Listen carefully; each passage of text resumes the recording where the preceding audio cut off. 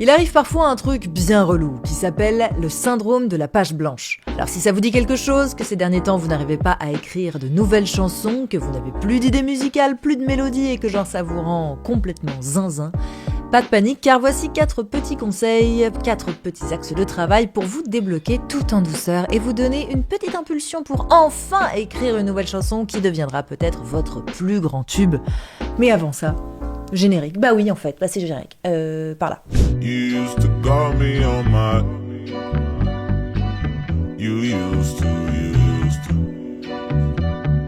Commencez avec un riff. Alors pour ça, il y a plusieurs niveaux de complexité, on va dire. Au niveau 1, t'as ceux qui écrivent juste un riff et qui vont le faire tourner en boucle. Bon, alors je suis pas là pour balancer, mais il se trouve que ça arrive beaucoup dans le rock. Comme par hasard. Je dis pas que c'est mauvais. Et que celui qui n'a pas headbangé au moins sur l'un de ces 3 sons me jette la première pierre.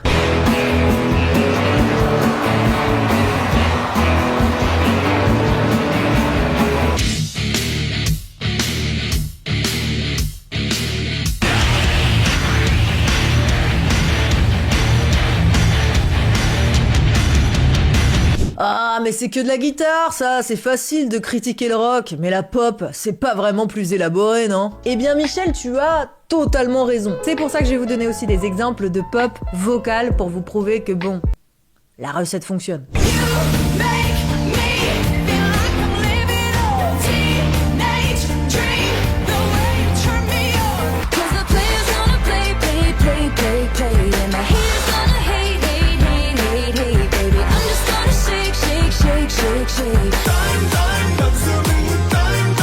Petit twist, on peut aussi changer la fin de la deuxième phrase pour bien différencier les deux propositions et créer un petit question-réponse.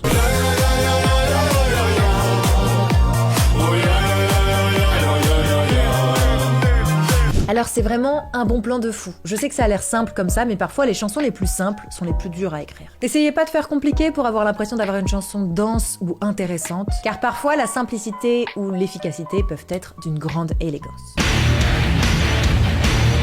Bon alors je rappelle quelque chose de très simple mais qui est très important, favoriser les notes conjointes, ça veut dire qu'ils se suivent plutôt que les grands intervalles qui eux sont hyper difficiles à chanter. Pensez à vos auditeurs quand même, à la base c'est un peu pour eux que vous écrivez la chanson. À part le compositeur de la musique du 5e élément, lui il a vraiment pas pensé à nous, il nous a pas du tout respectés.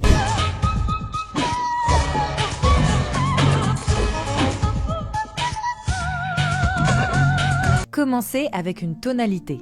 Bon donc pour les accords, c'est-à-dire l'harmonie, ça va être un poil plus complexe. Vous savez quoi, je vous ferai une vidéo entière là-dessus, parce que c'est un sujet hyper important et j'aimerais bien prendre le temps avec vous d'en parler. Bon, pour ceux qui galèreraient un petit peu au niveau des accords, n'hésitez pas à aller regarder les accords de vos chansons préférées, et éventuellement les copier, mais de toute manière, juste sortez de votre zone de confort. Il y a aussi également aucune honte à se faire aider, par exemple par autochords.com, un petit site avec lequel on peut générer automatiquement des suites d'accords. Et alors fun fact, au XVIIe siècle, il y avait déjà des compositeurs qui trouvaient que certaines tonalités étaient associées à des caractères distincts. Ce qui est complètement fou quand même, je trouve. Et alors c'est comme ça qu'un dénommé Marc-Antoine Charpentier nous dit en 1690, donc ça date pas d'hier, que le Do majeur est gai et guerrier, le Do mineur est obscur et triste, le Mi majeur est querelleux et criard, le Si mineur est solitaire et mélancolique. Je vous ai mis le lien du PDF en description. Choisissez un mood, empruntez la tonalité associée, et ça vous fera un bon point de départ. Commencez avec un type de structure.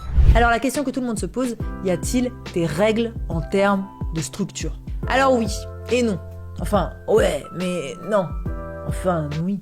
Le seul cas dans lequel il y a des règles, c'est si vous avez envie de passer en radio, actuellement, en 2022. Bah là, il faudrait qu'idéalement, votre son il fasse 3 minutes ou moins, que la voix arrive au bout de 7 secondes maximum, et le refrain doit arriver avant 1 minute. Et oui, c'est légèrement formaté, mais bon, c'est la vie. Mais quelques irréductibles Gaulois, enfin artistes, compositeurs, ont décidé de briser leur chaîne et de ne pas répondre à toutes ces histoires de structures de fous malades. Et ces petits malins ont quand même réussi à créer des tubes mondiaux avec des structures totalement abusées.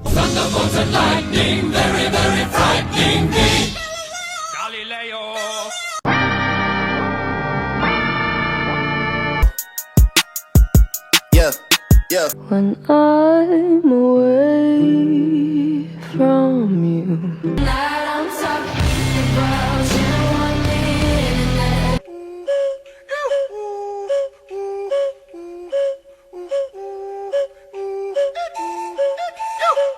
commencer avec un nouvel instrument.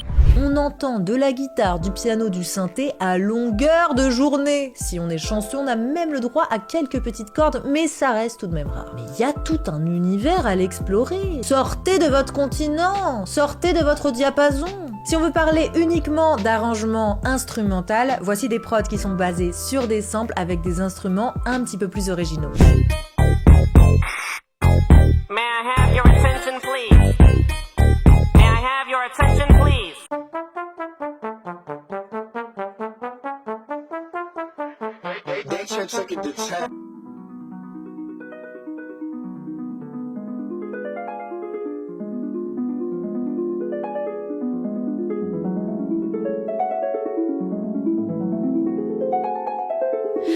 Mais n'oublions pas la voix, il y a aussi plein de manières différentes de produire de la voix. Et voici quelques exemples de production vocale hyper intéressantes et créatives. What you say? That you only meant well, 'cause you did. What you say? That it's all for the best, 'cause it is. You're part of quality. You're tired of keeping discipline. I'm not so entering. I'm swelled. The heat is perfect for Too me. much for me.